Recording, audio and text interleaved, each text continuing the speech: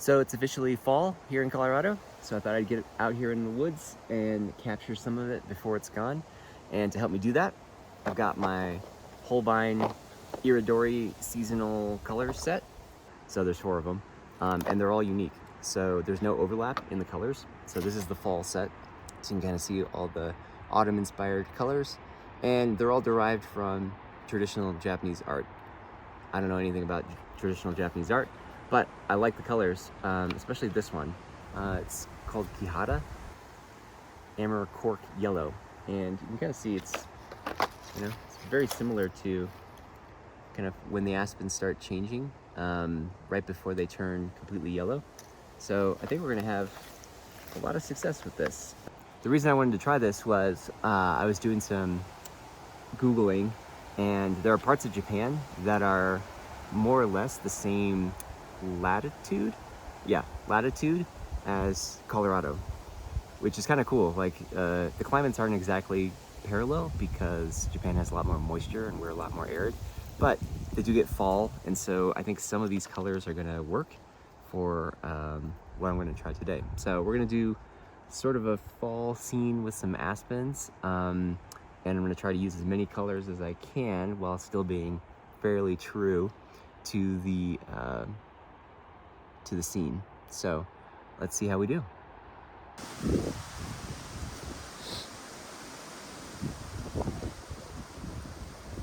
Okay, there's this big rock here. Our main aspen tree. It's a pretty big one, kind of a chunker. Now, I'm always looking for big shapes. Got some pine trees here. Won't look like much for a while. We've got this other aspen, more in the sun. And it's flanked by some rocks. There's actually kind of a zigzaggy thing happening here. There's a bunch of rocks under here. This is actually way down in here. It's kind of an earthy, dark bed under there. There's a light here. Don't want too many parallels.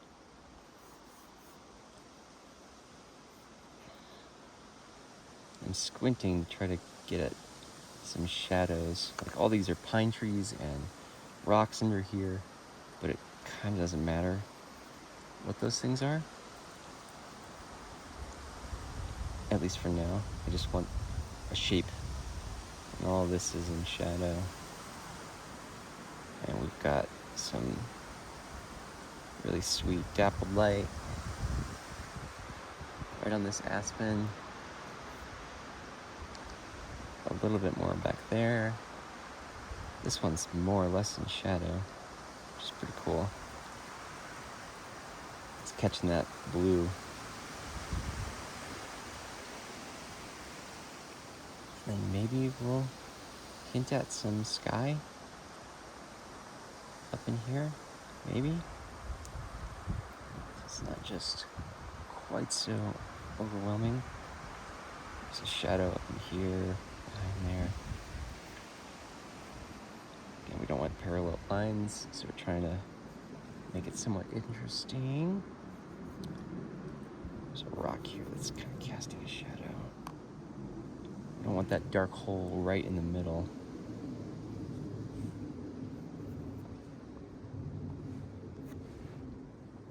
I think we actually move this aspen here.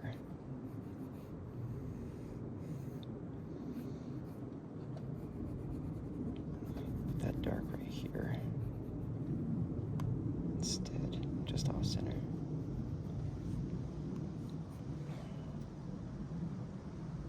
So we won't worry about that one.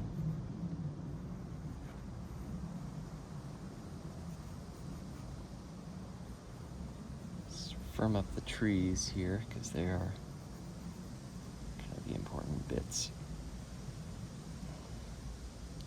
if you ignore this one, it's going to turn into a rock here. There's a big rock back here. And more big rocks, blah, blah, blah. I think we want this to be narrower.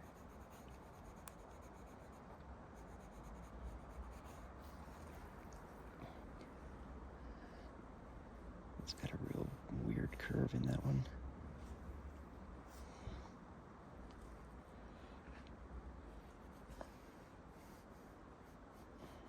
Another one crossing. There's another one kind of crossing up in there. Kind of clustering over here. And then some rest over here with the darks. There's a rock here, but I don't know how much I'm going to render that. And then lots of foliage and whatever. Okay, that's enough. Let's paint.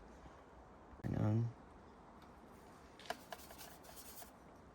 Okay, a little bit of an orangey tint.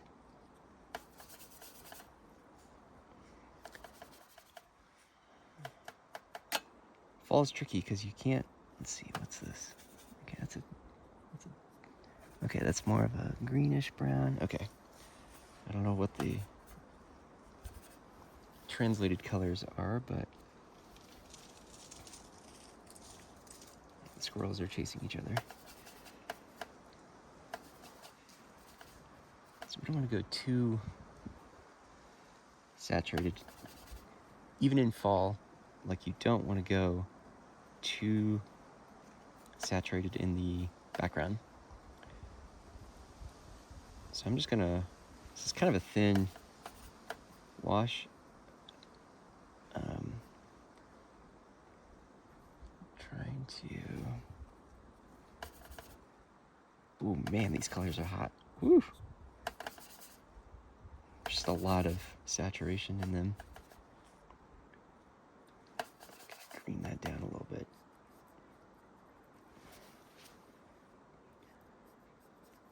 I'm just looking for kind of the overall light tone. Not the rocks, but everything else in the distance. Right? There's going to be shadows and all kinds of stuff up there. Cools off as it gets closer. I did put some gray in the palette, so I'm going to use some of that too.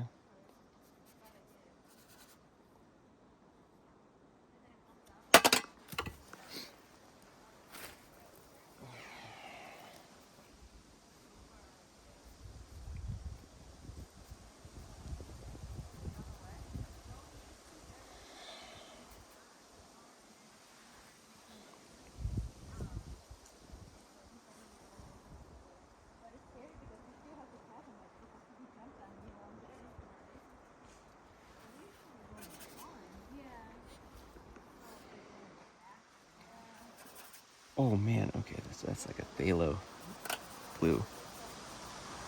I think it's indigo is what they, some kind of indigo they called that. Man, that's rich. Okay. Let's make it too dark, but these are the darks of those trees in the distance, but man, that's really dark. Yeah. So it's not going to look like much for a while. Well, the rocks are a little pinky. So we've got this red. Cool it off with some green. Heat it up with some yellow. They're pretty gray, so.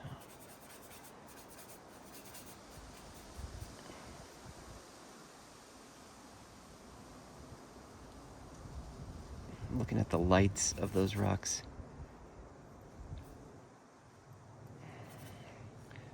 Gosh, I don't even want to touch that indigo. It is so potent. Let's just see how this darkens up here. These rocks are kind of peachy, pinky in the light, and then they cool off quite significantly when they turn to shadow.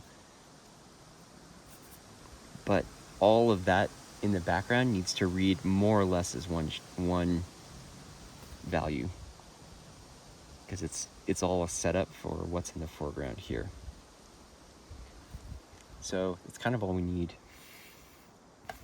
at this stage. Ooh, this is this really cool green.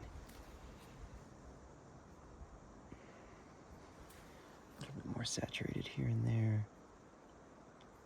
And then it's all purpley shadow over here. Touch this indigo. Jesus, that is potent. Whew! What is this? Kind of slightly cooler red.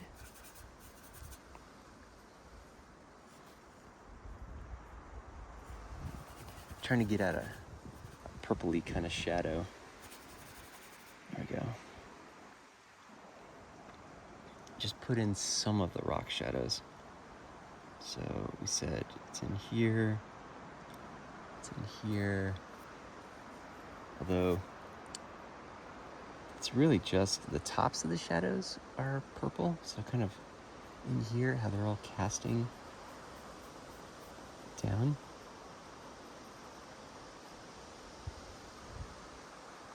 There's a big rock ledge, right?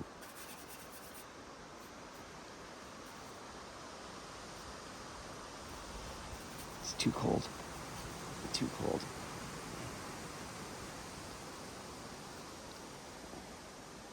Yeah, too cold. I think there's definitely more warmth in that.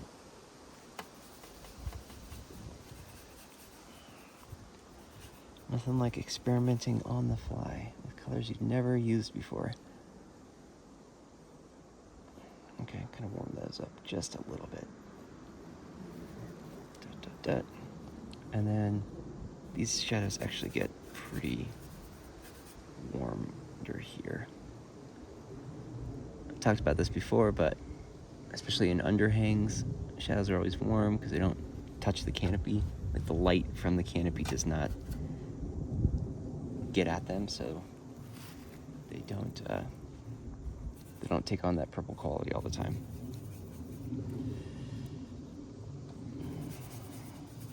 I don't want to keep over rendering this area because it's just going to get more and more contrasty the more I do it. But what I want to do is just add in a little bit more tone. Carve back this shadow just a little bit. It's more of a dappled shadow anyway, so. Okay. Something like that. Okay. Foreground. Might need that indigo. Just a hair to cool it off.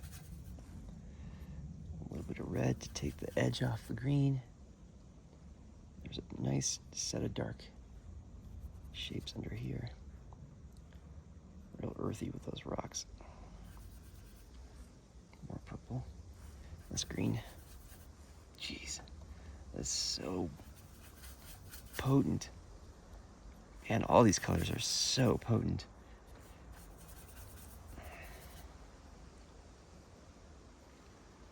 That's pretty hot too. I'm gonna become warmer with this brown and some of these real darks in the foreground. The base of the aspen tree.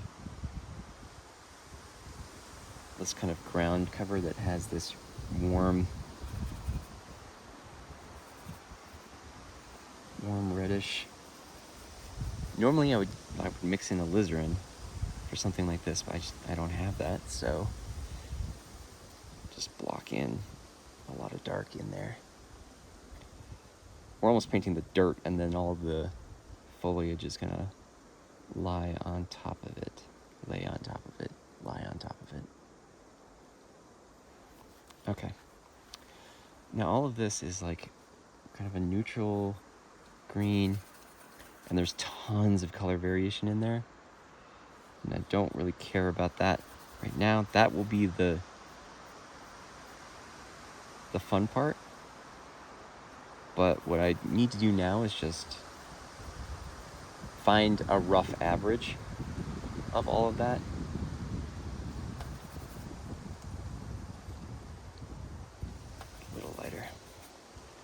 rough average just to kill all the paper so I can see the lights and the darks more clearly.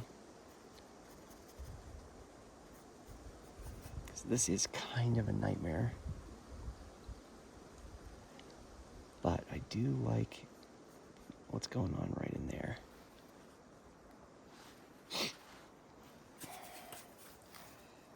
Gray this down.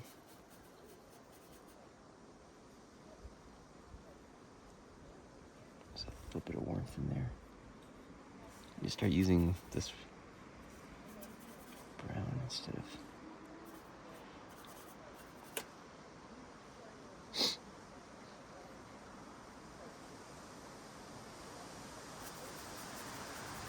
slightly lighter than the grass.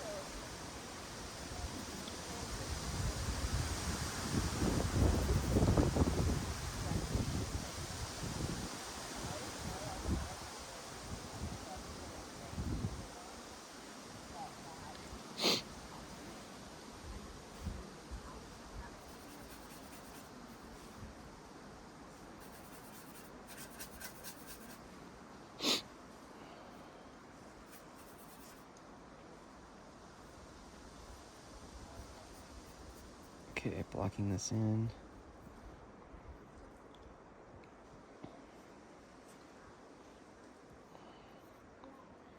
The trick with a lot of this is just remembering to keep refocusing on what is darker than what. So, rather than getting enamored with these plants and this color, all that kind of jazz, you want, like, if you can see the planes, it's going to make everything way easier. This looks like a big mess, and it will remain so for a minute. Now there's an aspen just in there, pretty hot, very saturated. Cover that tree, push it into the background, and we sort of cool off as we get towards the bottom. But I want to keep it lighter and darker. There's like a plane of shadow here. And then these trees go up. Gray it off a little bit. And I'm just putting in noise and nonsense. Cool it off as it gets towards the... Jeez. I can barely touch into that phthalo-y color. It's so powerful. Jeez. Kind of gets darker and dirtier. There's like a pine tree up there, so it's kind of something like that. Okay. Actually, while I have this color, there is a spruce somewhat in the sun. So that's going to put us in between this plane and the other plane. And it's got a slightly greener friend.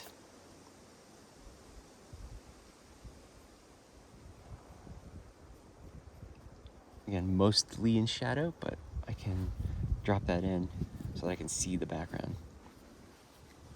Now, I'm only doing this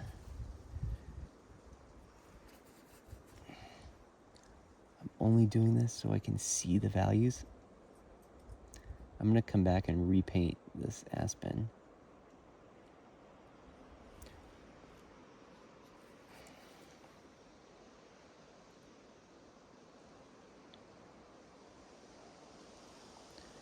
But what I want is its position and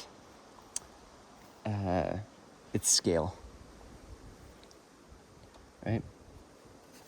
Now this aspen, closest to us, is not quite as bright, to be honest. It's like it's got more of a, wow, it's really pretty over there. Be careful when you look around when you're painting. You're gonna get enamored with other stuff.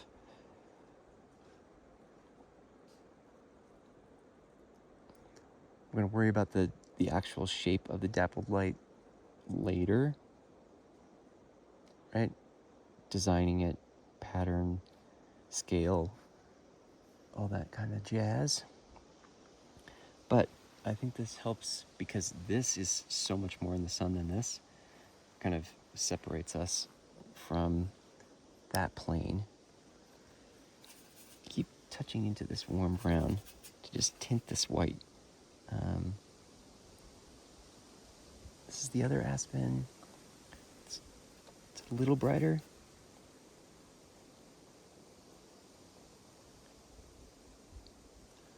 I've said this before, but I like mixing up horizontals and verticals for painting trees.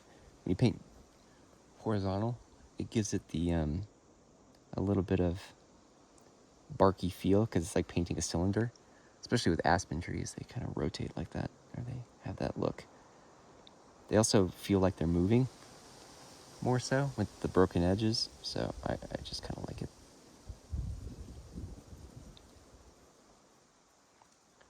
Whatever.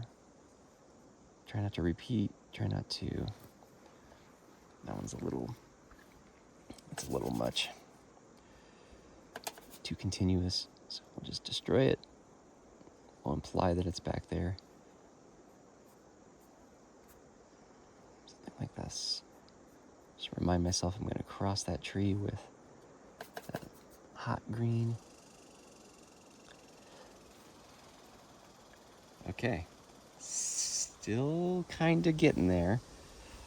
When the values aren't reading super well.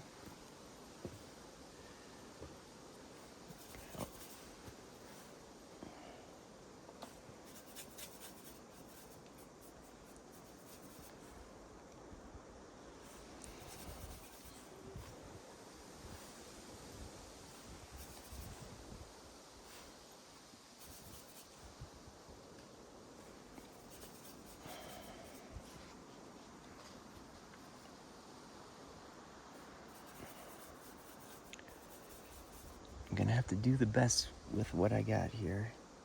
It's not the shadow color I would want, but it is pretty dang dark compared to the foliage.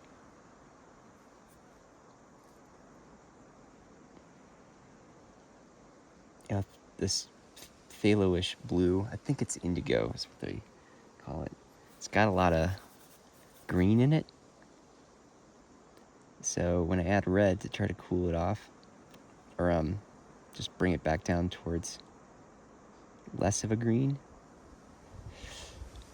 it doesn't give me like a ultramarine, right? It gives me kind of this purpley green. So I don't have like a true ultramarine, which is what I would want on these trees. At least the shadow parts of the trees facing the sky canopy. That's what I would normally want there. So it's gonna be a trick to get close. Never done this before.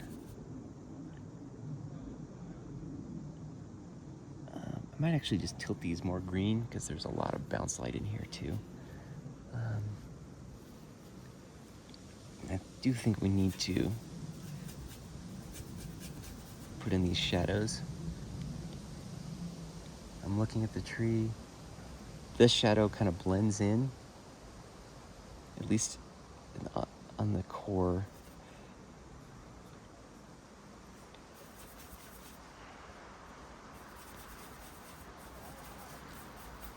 So it's about the same darkness. Lighten it up. A little bit of heat in there. Too much. Gray it down. But it's gonna feel dark against that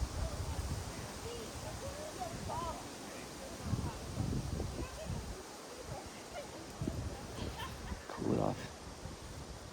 That was cool. Yeah. I got some of it on video.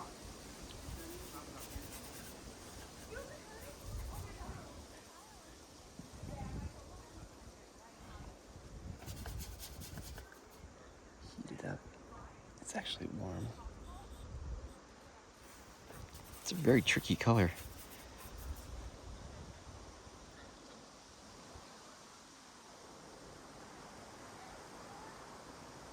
It's got a real dark value along this edge, so I'm just gonna put this in, work with it.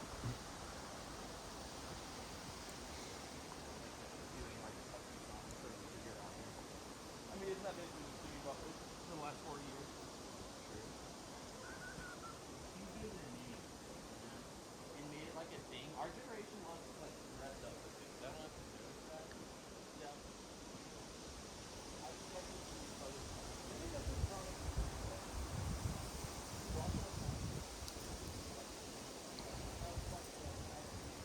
Okay.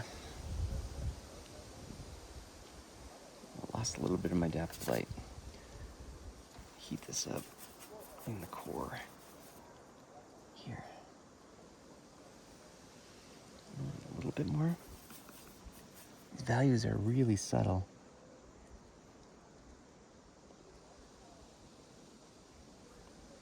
Eat up some of this dappled light. Starts to cool off.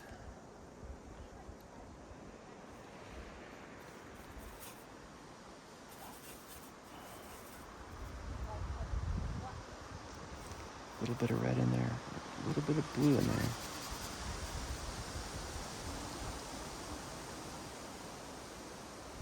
I'm gonna put this in mostly in one shot and then deal with the dappled light later. Warm up this as well.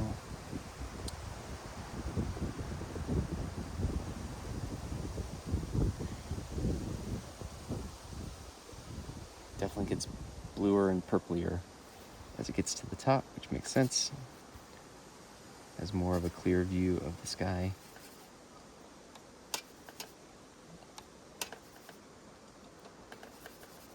Talk to my workshops about, just colors that are more lazy. Purple's one of them, like I would be reaching for that a lot more in this scenario probably, so that I could get at some of this faster rather than mixing one each time. Though it's good practice, I think. Now, you don't want to go too blue with that stuff. It just looks kind of kitschy. So I gotta be careful about that.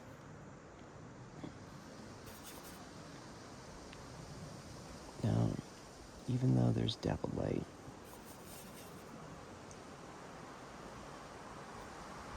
I do want to make sure that edge is sort of defined.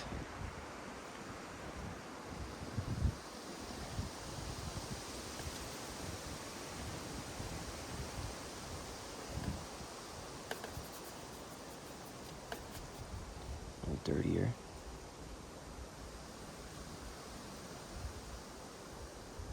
See what I mean about the strokes where you can imply a cylinder? It kind of gives it that volume. The shadows do, when they turn this way, they take on a bluish tint. When they turn back this way, they take on that greenish tint.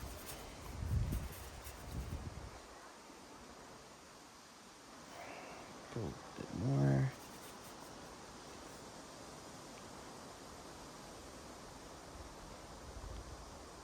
Getting a little too detailed for the moment, but these are kind of our focal area, so we want to make sure we're doing them justice.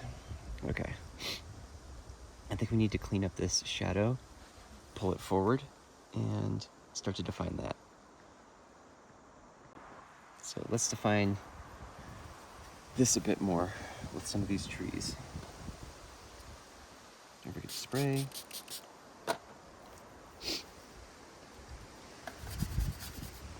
So notice I'll just reactivate piles where I'm like, oh, I need a shadow. And it's like, ah, it's kind of close. Good enough. Squint. Looking at the bottom of the trees. See if I can get them to read as one fat triangle shape.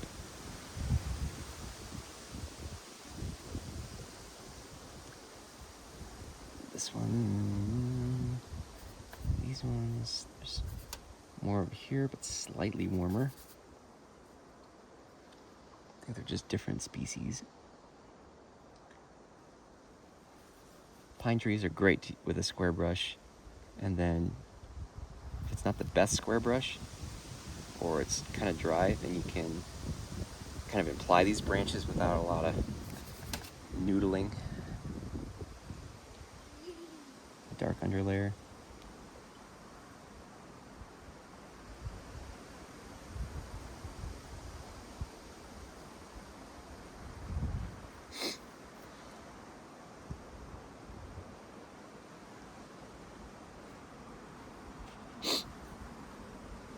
Hi.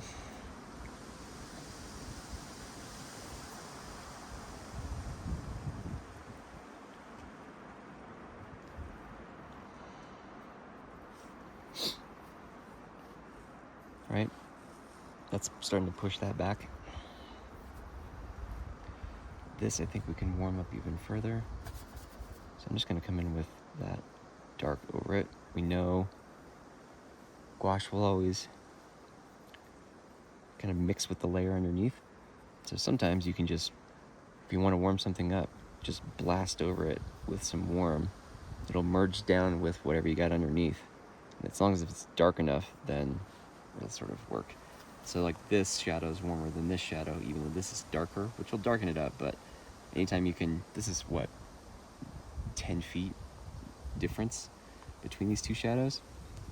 But if you can exaggerate the color temperature of those shadows and make these ones like under this rock, right? I can make this one even warmer than that one. Suddenly it drops back.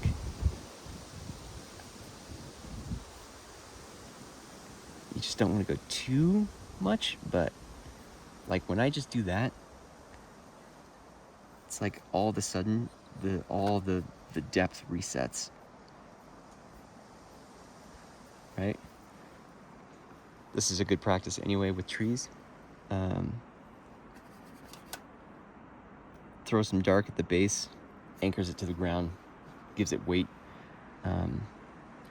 Cooler at the top, warmer at the bottom, gives it a sense of space. So all kinds of little value tricks that you can do to just keep pushing the depth, even within a low depth space. The tree is almost freaking center. Just off center.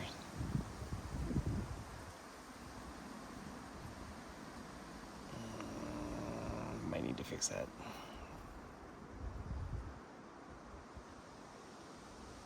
It kind of works. It kind of works because this is really a lot more focused than that. So it kind of works. We'll see. Sometimes the rules, especially outside, just don't care so much about the rules. Fix that in a studio painting. I want to throw a little bit of red. This needs that earthy maroon. Just a little bit here and there. You know, that warm canopy or warm rotting, leaf in the water. Warm rotting leaves and earth, and it's moist and damp, and it's real warm under there.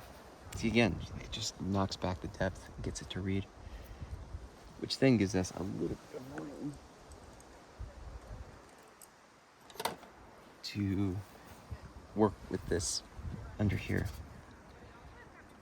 Not as dark, not as warm. But still warm under here because no light is getting there. We can imply rocks with a couple of darks.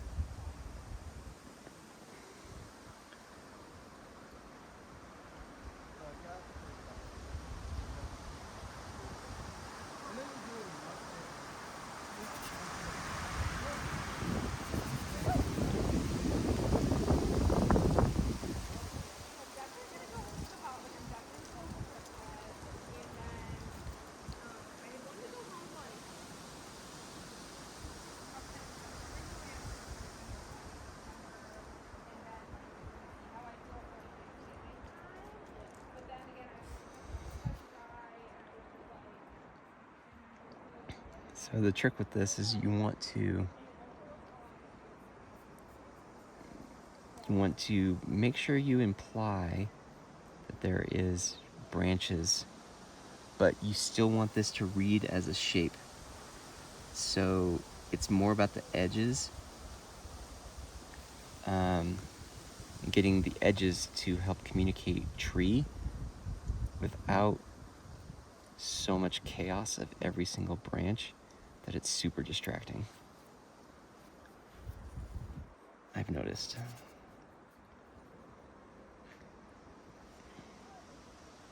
Now there's some dappled light in there. And like that would be the temptation, is to go crazy cutting through all this with holes. And we might do a few, but you don't want to go too nuts with that stuff because it's going to start to destroy the shape and draw a ton of focus. Some of that cooler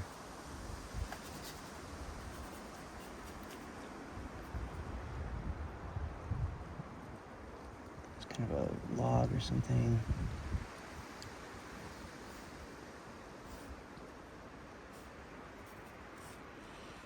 There's a, God, purple. Just need to mix up a huge pile of it and keep it wet.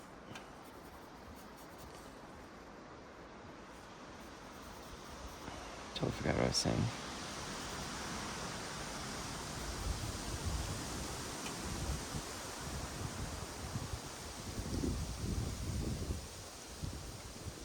No, way too blue.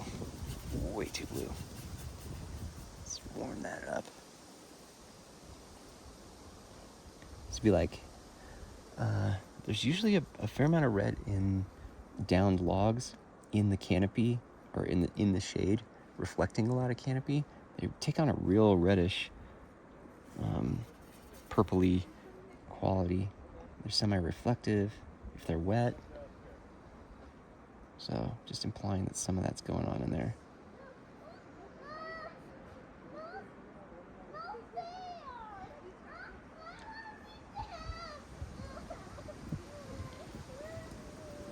Downed logs. Once we put the orange in, that's gonna pop in there. I might not mess with too many of those rocks.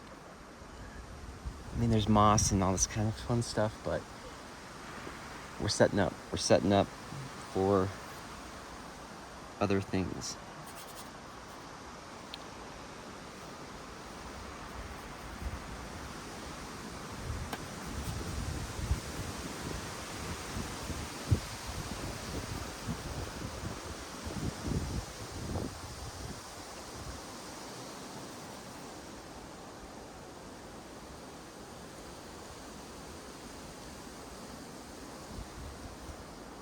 Some of these rocks that are catching the sun. So we're gonna warm them up a little bit. And we'll eat up that light later. Okay, so this shadow's gone, which I think I actually like better. So now that we've got a lot of the value set up, we can start working our way back to the back and kind of finishing that off. so that we can move forward into the foreground. And then get to the fun stuff like foliage and why we're here.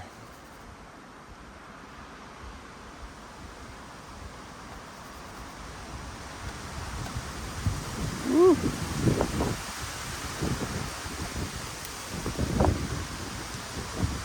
That's plein air for you.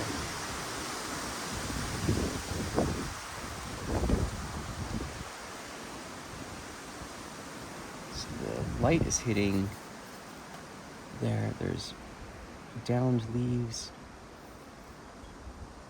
There's rocks. There's aspens through here. So we might actually do that. Break up this area.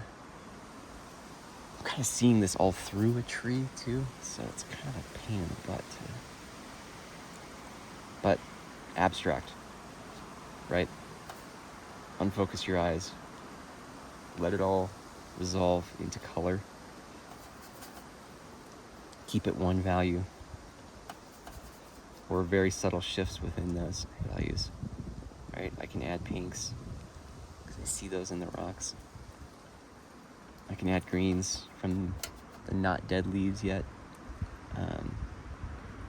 But I need to be able to squint and let those all resolve and not compete with that tree, which is why I put it in so severely early on as a key to just not over render or overdo anything else going on here. Rock.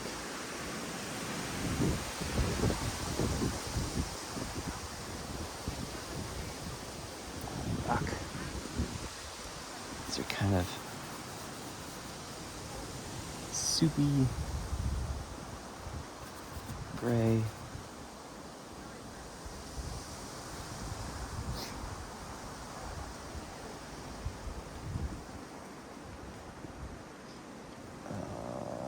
Yeah.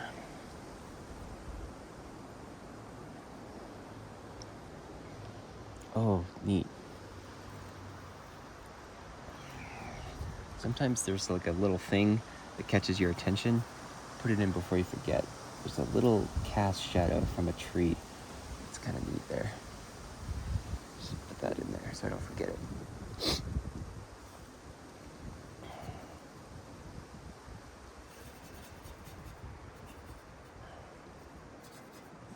Earthy shadow, but it's got to be light. Up in here. Keep it high key. Right? Keep it high key. Keeps it feeling like it's in the sun. You go too dark with any of these shadows, they start to jump forward, collapses all the values, and doesn't read well. So if we keep it warm, keep it light, we can imply rocks, a few of them, just not overdoing it. You know, the shadows can be like 2 clicks down from some of the other values in here, and they'll still read, right? And they read better because they're not competing. It's the same thing with like rock cracks and junk like that.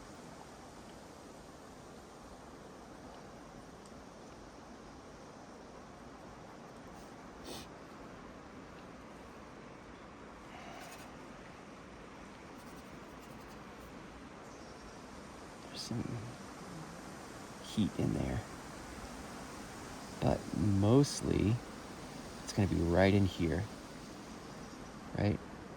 Kind of setting up this area of contrast. Actually just going to even blast in some stuff here. Chroma.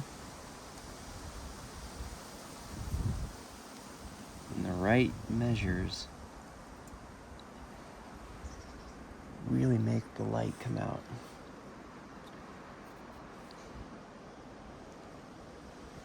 Right, like right along this shadow line. Throw in some heat. Right?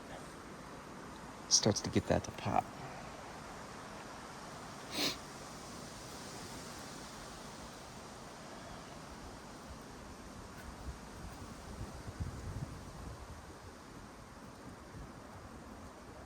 I don't mind leaving a little bit of my drawing, just because it's that orange pencil is it's kind of nice. Just adds extra warmth to the whole thing. Just gotta make sure my tree's not fat in the wrong places.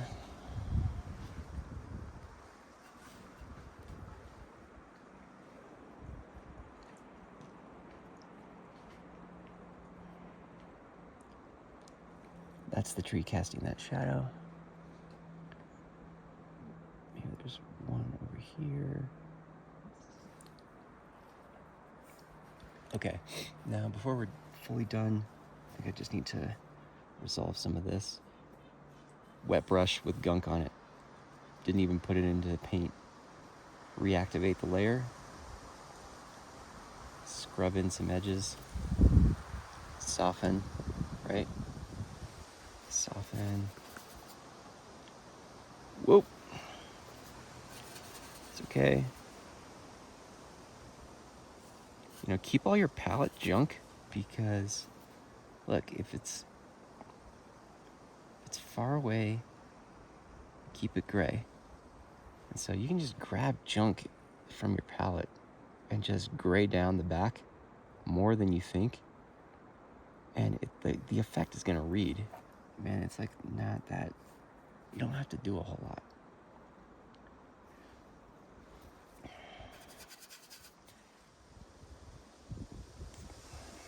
I don't want to mess up this shadow too much, but just imply that there's some warmth in there happening. There's like rocks or something. Yeah?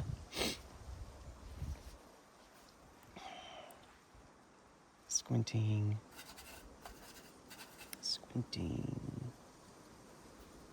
Now it's just the shape, right? How defined do I want this shadow? How much do I want to eat away at it?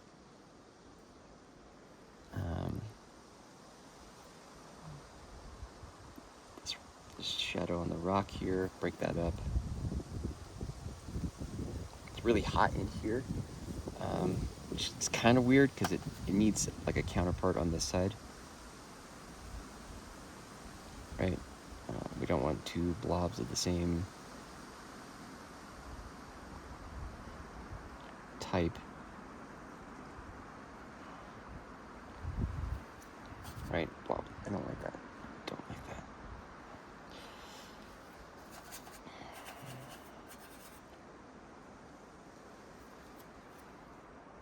Yeah.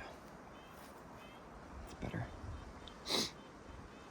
Okay, this is looking good now. At the scene, anyway. So now is sort of the fun part and what we've been building towards to some degree. Like once we start doing this, oh man, that is a spicy meatball. Dang, okay.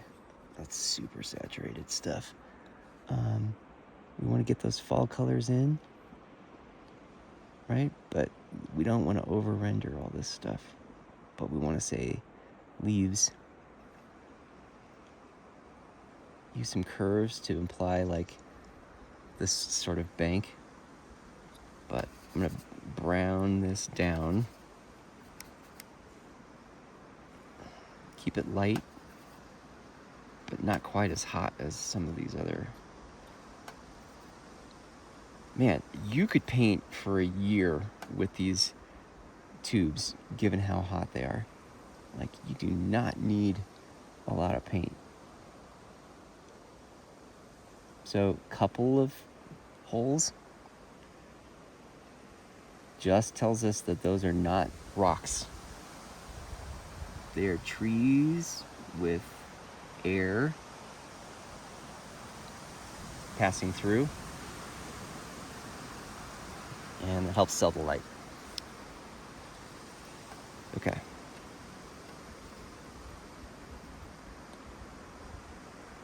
Oh, man. Gotta be real careful with this stuff.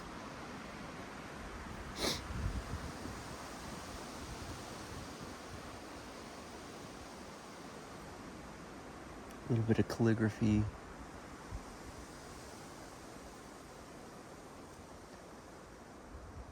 Like there are aspen leaves up here in the sort of middle ground that I'll get to.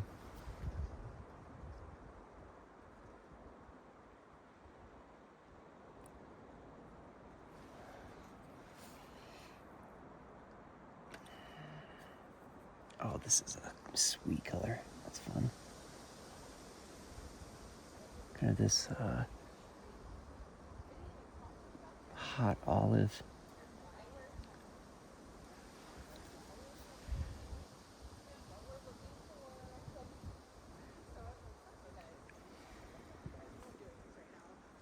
I've been through enough. Like, it's not necessary I'm not doing it.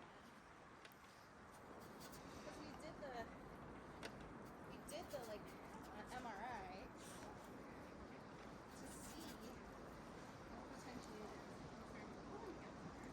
And there wasn't. They found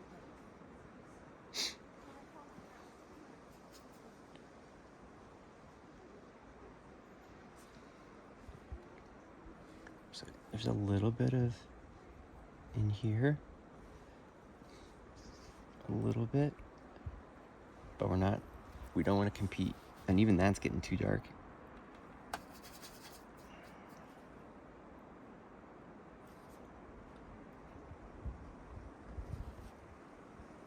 Just blast over it so the values read.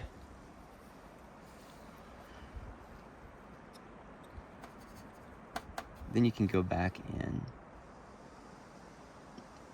redefine some of the chroma if you want. From squinting, it's really not that. I just want a couple of different pops in there. I might actually tighten up this tree edge because that dark is gonna make that feel brighter. So as soon as I do that, you wanna make something bright, you put something dark next to it.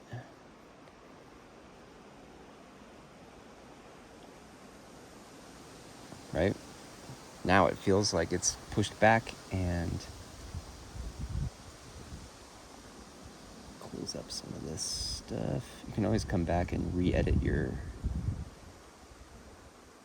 tree holes and things, so it's the benefit of gouache. Just come back, keep massaging, keep working. Yeah. Didn't like it was like 1, 2, 3, 4. Just always be wary of repeating yourself. You tend to do it automatically when we're not thinking.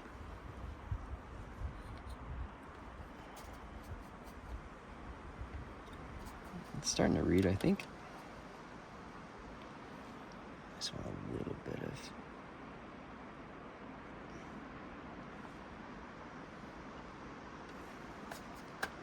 Hope that wind isn't too distracting. Just kind of how it goes. Oof. Maybe too much in comparison to the foreground. About that. I think that will dry down a little bit better.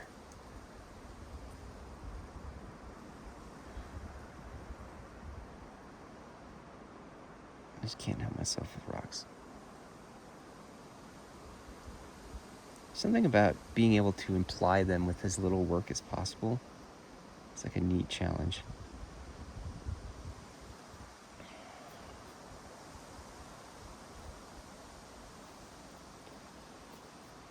Right, and the only reason I'm doing this is because like that needs to be lighter.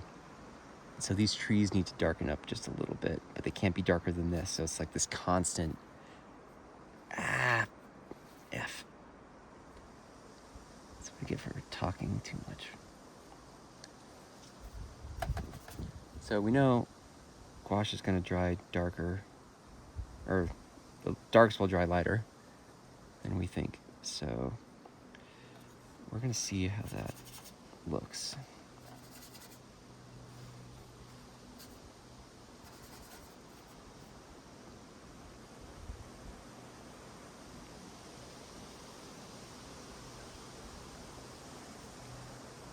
You can just add a broken line to imply a trunk. Don't do that. Don't just draw a line. It doesn't look as good. Close that up.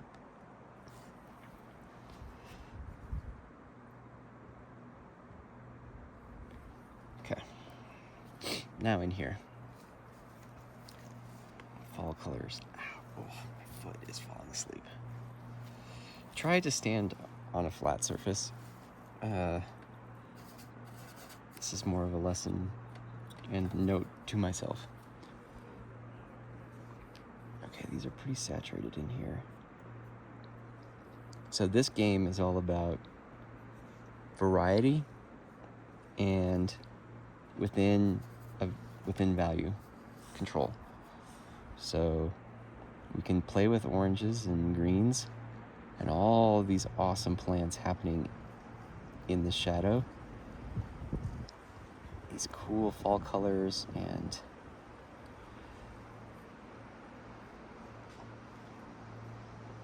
warm colors. There's a fair amount of orange. But the trick is you gotta keep them unified in that shape. Too much noise in there and it's gonna start to break apart and it won't read as a shadow, and then it'll start to compete with all of this. And then we kind of lose it. We lose the magic.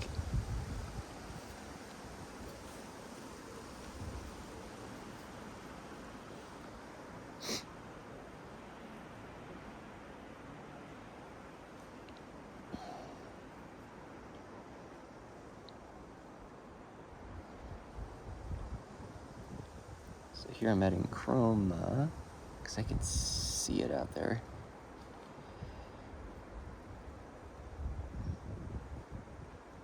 It's okay, as long as it's the right value, it will not compete or over-compete. Sometimes you get too nitpicky, big stroke, let it break itself apart.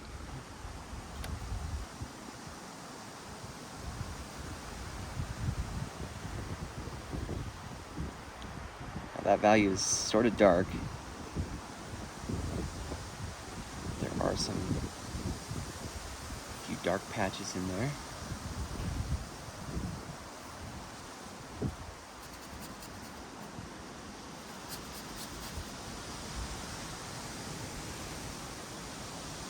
A lot more purpley bits. Let's reactivate my purple.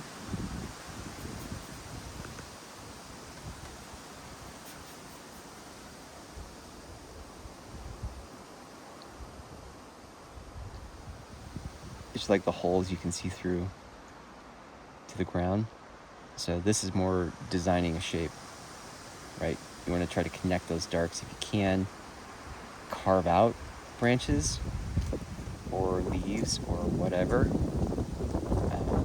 with some of your detail.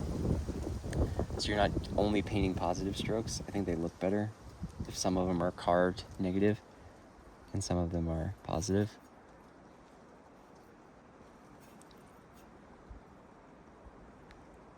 I was struggling with oil painting, not feeling like it was the same, I couldn't get the same feeling, this is moss, on my oil paintings, like these strokes that you can pull off on like small scale gouache.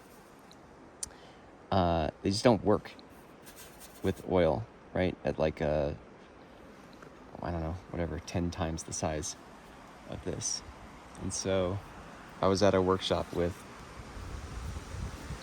David Dibble, and he's like, well, it kind of doesn't work. I was like, okay, cool. Now I know. But he said paintings have to be interesting from far away and then interesting up close. But they're usually that in different ways, right? So it's like the values and the big shapes are what read from far away. And so when you see a painting that stands out in like a gallery from across the room, like that's what the interest is, right? The values and the shapes and stuff. Then you get close, then it's all the color variations and the brushwork and the marks and the textures and all of that stuff. It's kind of like the magic that happens up close. So they're just different things. But one can kill the other. So if you're too careful, if you're too enamored with the detail parts, then you're going to destroy the values. And then if it's just values, it still works. It's just, it's kind of boring close up, right? Or it can be. So just stuff you got to pay attention to. Never-ending game. So like these values start to collapse together. So I need to be real careful as I approach that line. I almost need to darken it up just a bit in there to just keep that line of shadow clear and obvious.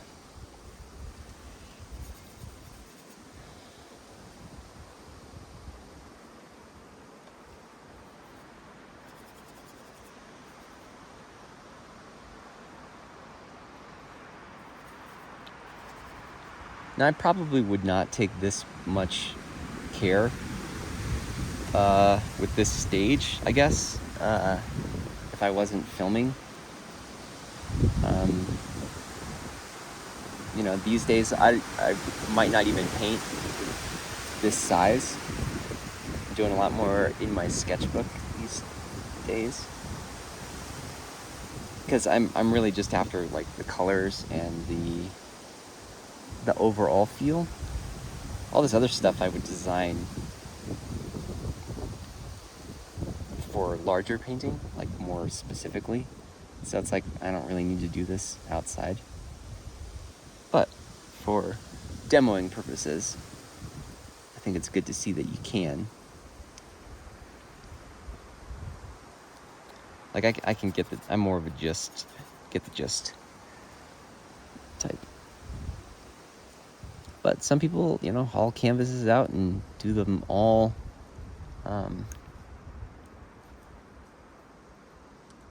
the whole thing outside, which is pretty cool. It's not my thing, but it is neat. Okay, we're gonna do. Okay, this is jewelry. That's Joseph Zabufich's term, right? You gotta be real careful with this stuff.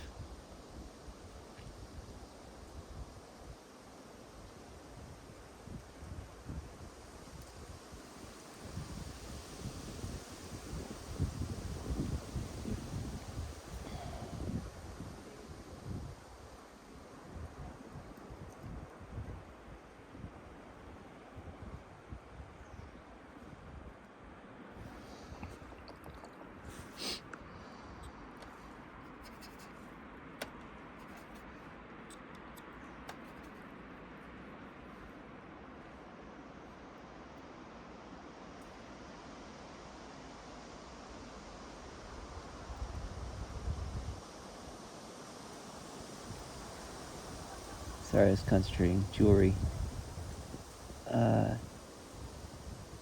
Too much is gaudy. The right amount is classy. Always remember that.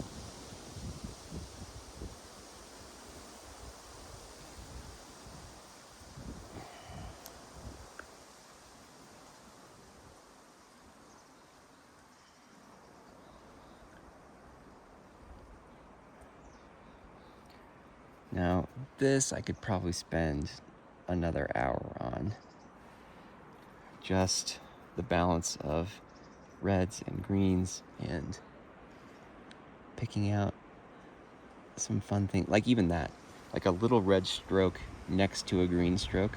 Just a pop of contrast just in that area, but not so bright that you see it from a mile away. It's like just little vibrations you can add. But I haven't even like done the actual parts of the dappled light, so let's do that. Get that done. Maybe I've been putting it off.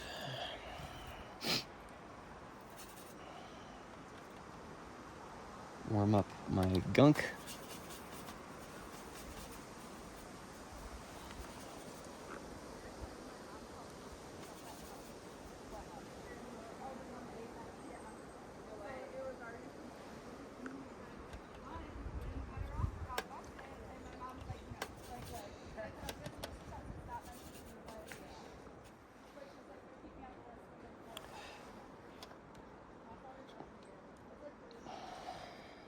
Okay.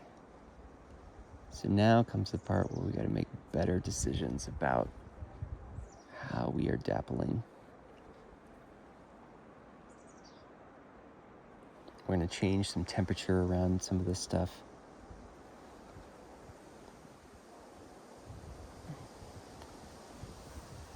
And then some of the values too. These sort of get fuzzier and fuzzier.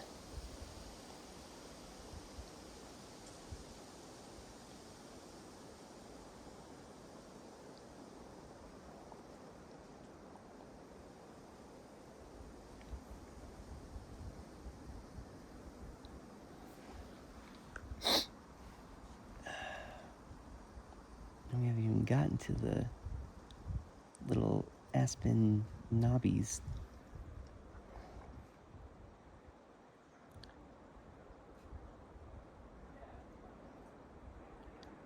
Don't want too much repeating patterns. Don't want too much. Like that's probably already too much, but I think we can soften some of this up here. Just let it fade.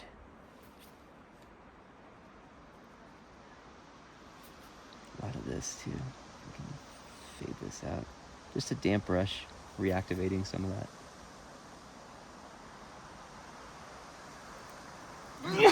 Excuse me, sorry.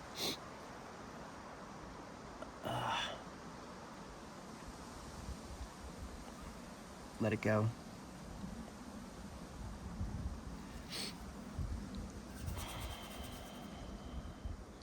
Yeah, that's bothering me. It's a little domino.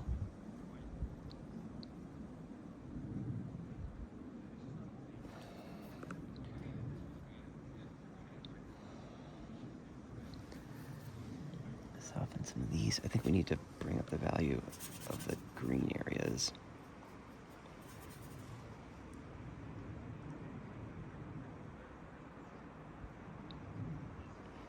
It's like once you put the highlights in, you can really see how dark the shadows need to be. And these are not that dark.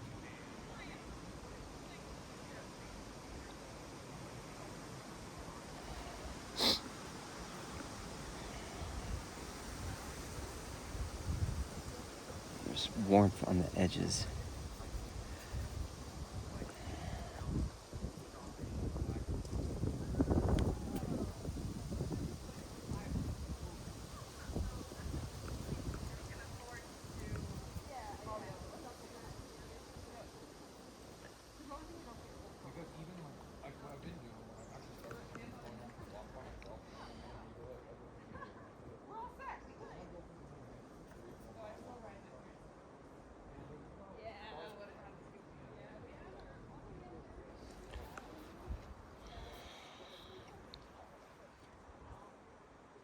It's definitely not as dark as it was on the edges.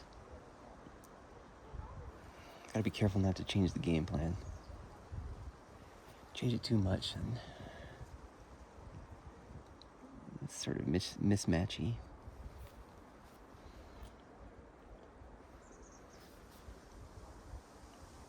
Softening edges would be one thing too I would do at home a lot. Because one, like when the light's changing, you need to kind of just concentrate on speed, getting all of it in. This needs a couple of firmer shapes. But we're gonna do this, firmer shapes here, put in some of the canopy leaves. Oh, that shadow's super great now. Nope. See, this is why you take pictures. Don't chase it.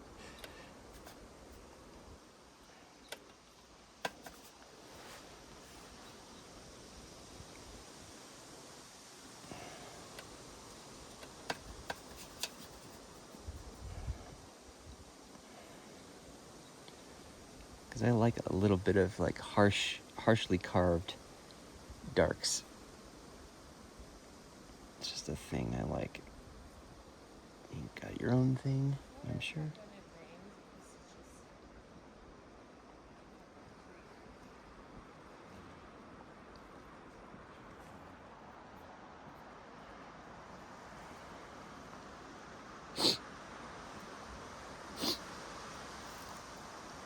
Okay. I think we need to do some aspeny details.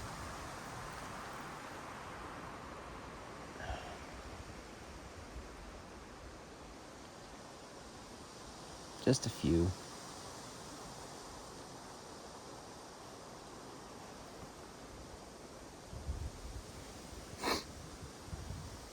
Make sure they're irregular.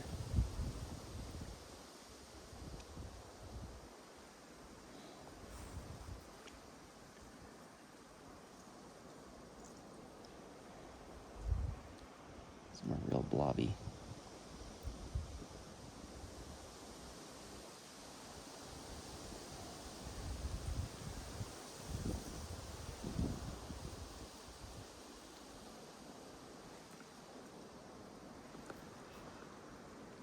And then do a lighter set for those in the lights. Just every once in a while.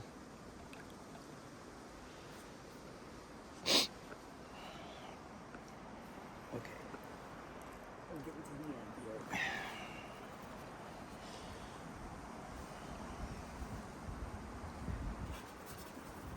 Now for these ones, I'm tempted to not do them at all. But if I just add a little bit of variation, again, keep the chroma up.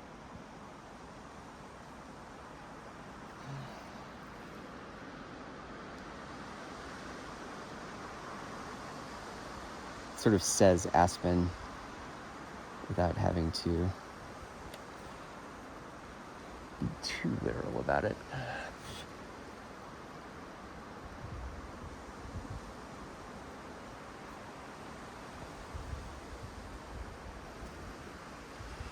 There's some darker branches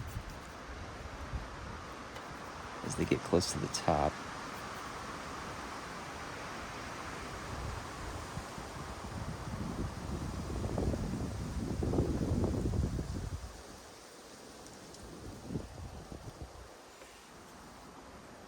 I'm gonna turn my tripod and hopefully not trash everything. Okay, the light's changing, so.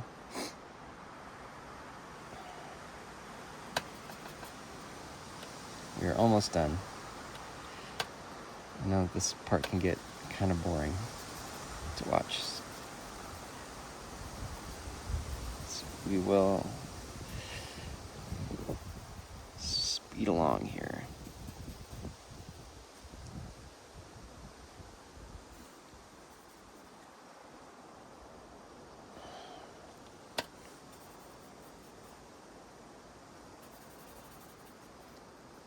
I don't want these to be too dark, but they are pretty dang dark. Especially when you look up at them. They're quite dark. But we don't need, as many as I see, certainly, because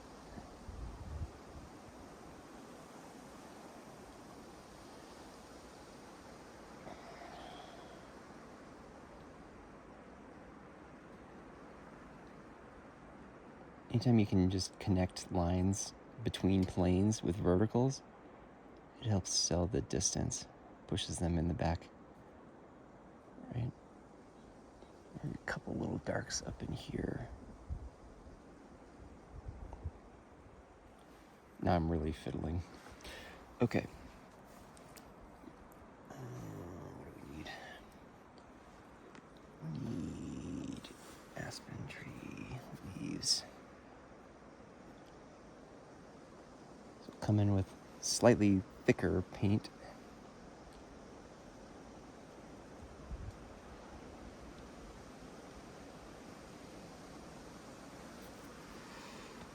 Being a little noodly, come in with a bigger stroke.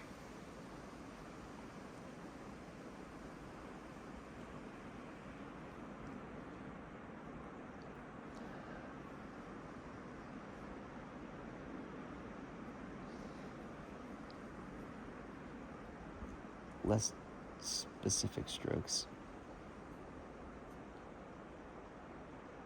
Shapes as much as we can maintain here.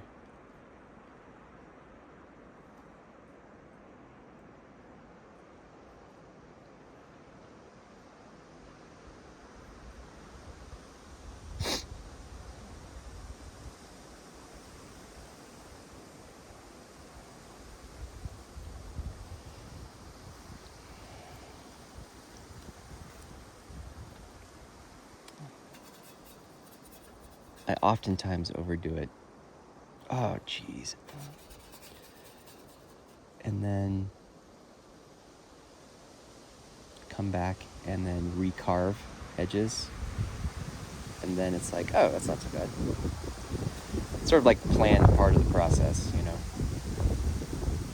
have to figure it out so much. I'm going to add a dark back to this edge because we want that to read. The brights there. And I don't think we need all this. Now I am going to, with pretty thick pigment,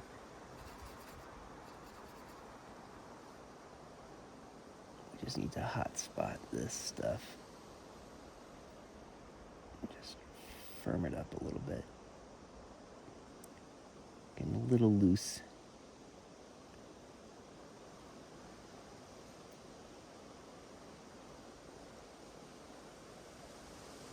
Even some of the texture can give it that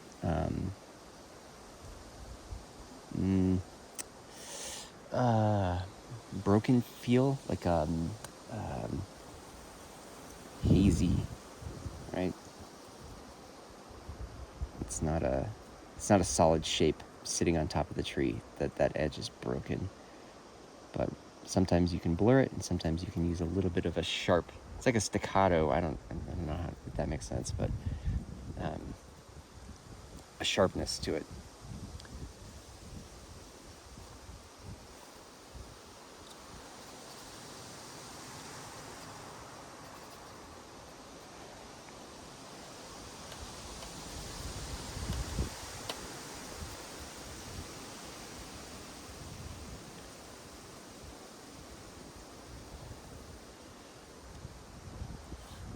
Something like that. You know what? There's one of the colors in this set is gold. It's like literally a gold paint. That must be a traditional Japanese thing. So, screw it. I'm gonna put it in. I've never used this otherwise, but let's do it. Some gold sparkles here and there.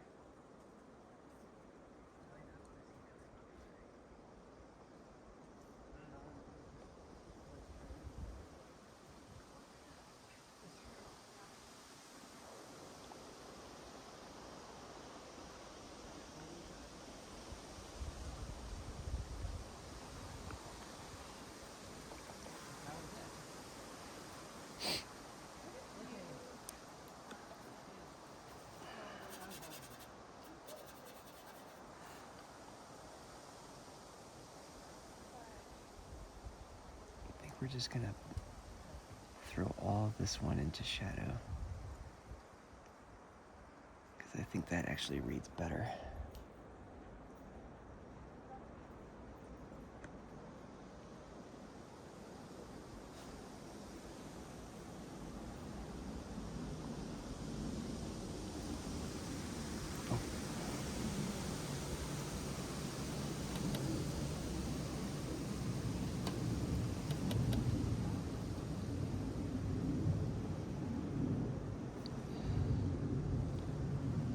Sharpen up the areas.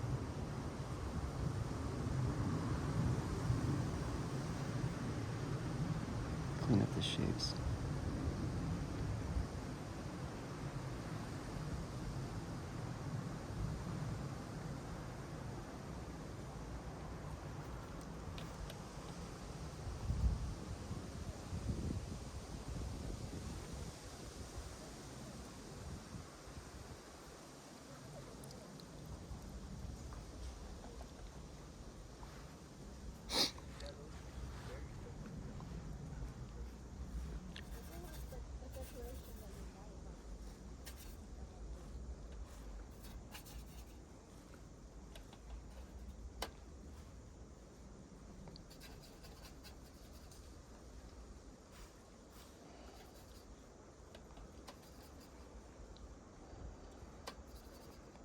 Couple last things.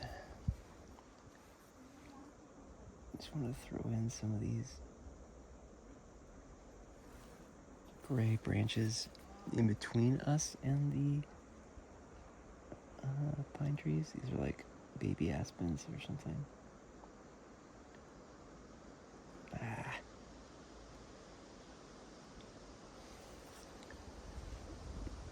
Paint's getting a little sticky.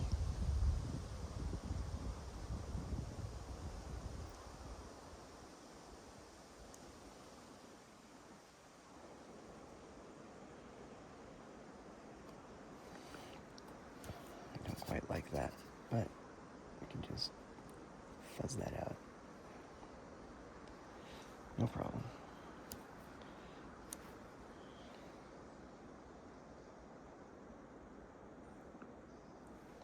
Okay, I think we're gonna call it Irodori Autumn set. Pretty cool. Okay, so here's the piece. You know, the video never does the colors quite right, so it's a lot warmer than it looks on the video there, but you know, when you squint, hopefully far away, you can kind of see this light path here and then some broken up with the trees here, but that's the point. Big light shape in the distance, silhouetting some darks. You know, if I go home and look at this, maybe a glaze over this whole area to push that back even further. It's kind of hard to tell when you're outside, but inside it usually reads a lot better. But you can see, hopefully, a lot of the color variation that's getting at some of this foliage.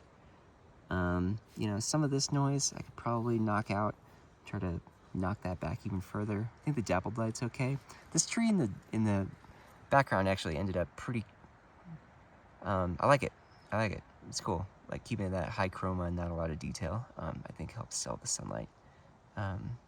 So yeah, that's that. Just a quick look at the scene up close. You know? It's a lot different now, but you can kind of get the gist. So